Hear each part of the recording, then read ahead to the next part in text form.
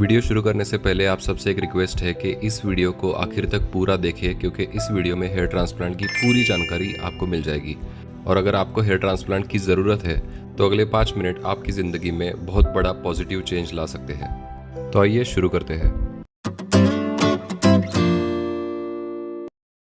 दुनिया के हर एक इंसान को सुंदर दिखने का अधिकार है और यही उद्देश्य आंखों के सामने रखकर हमने हेयर ट्रांसप्लांट की शुरुआत की।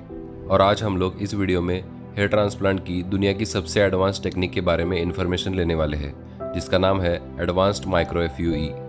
इस टेक्निक में जिस एरिया में ट्रांसप्लांट करना है उस एरिया को पहले मार्क किया जाता है और उसका माप लिया जाता है, मतलब मेजरमेंट लिया जाता है। मिले हुए मेजरमेंट के अनुसार कितने हेयर ग्राफ्ट्स की रिक्वायरमेंट है वो डिसाइड किया जाता है।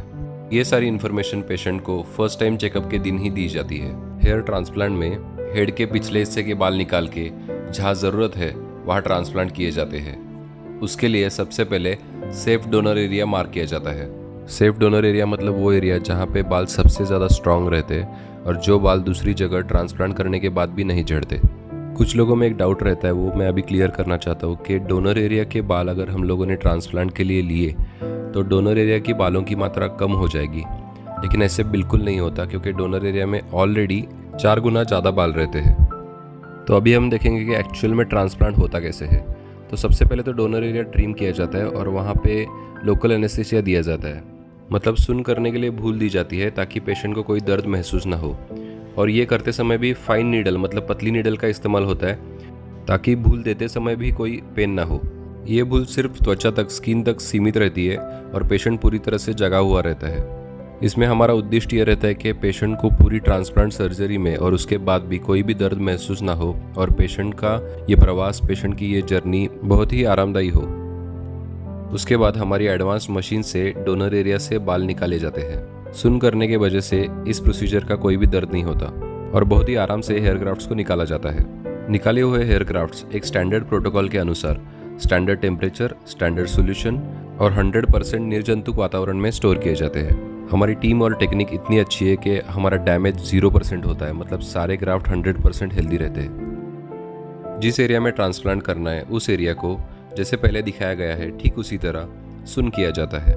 ये भूल सिर्फ त्वचा तक ही सीमित रहती है, तो इसके वजह से ब्रेन या बाकी किसी ऑर्गन्स को कोई भी तकलीफ नहीं होती। इसीलिए हेयर ट्रांसप्लांट ट्रीटमेंट एक्सपीरियंस्ड और स्किलफुल सर्जन से करवाना हमेशा सेफ होता है।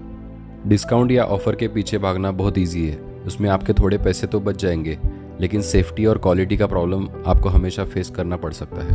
हेयर ट्रांसप्लांट के सेफ्टी के बारे में हमारा एक अलग वीडियो है, उसका लिंक आपको इस वीडियो के डिस्क्रिप्शन में मिल जाएगा और बाकी वीडियोस प्लेलिस्ट के हिंदी सेक्शन में आप चेकआउट कर सकते हो। भूल देने के बाद उस एरिया में हेयर ग्राफ्ट्स का ट्रांसप्लांट करने के लिए स्लिट्स यानी छेद करके जगह बना दी जाती है। इन स्लिट्स को बनाने के लिए माइक्रो ब्लेड्स जो बहुत ही सूक्ष्म होते हैं, जो बहुत ही पतले होते हैं, उनका इस्तेमाल किया जाता है। और इन स्लिट्स में हेयर ग्राफ्ट्स का ट्रांसप्लांट करने के लिए सर्जिकल लूप्स यानी सूक्ष्मदर्शी का इस्तेमाल किया जाता है।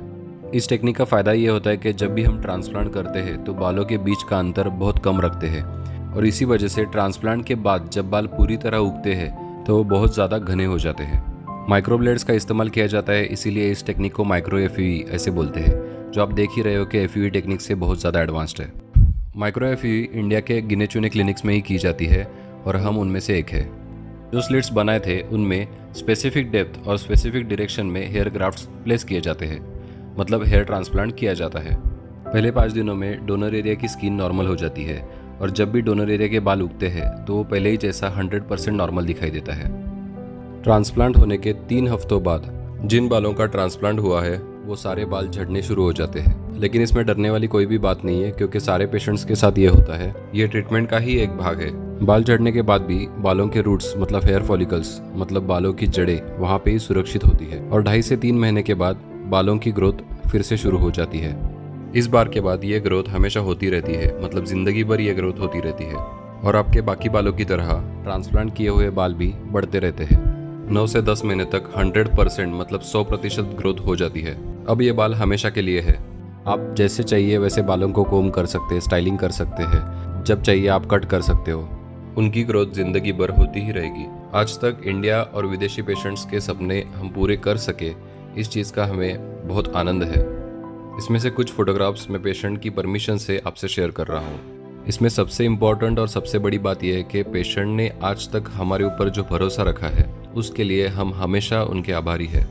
ऐसे ही दांतों के, बालों के और चेहरे के सारे कॉस्मेटिक ट्रीटमेंट्स के लिए आप हमें फेस आर्ट क्लिनिक साइबर चौक कोल्हापुर यहाँ विजिट कर सकते हो, या अपॉइंटमेंट लेने के लिए स्क्रीन पर दिए गए नंबर पे कांटेक्ट कर सकते हो, या फिर इस नंबर पर व्हाट्सएप कॉल या मैसेज कर सकते हो।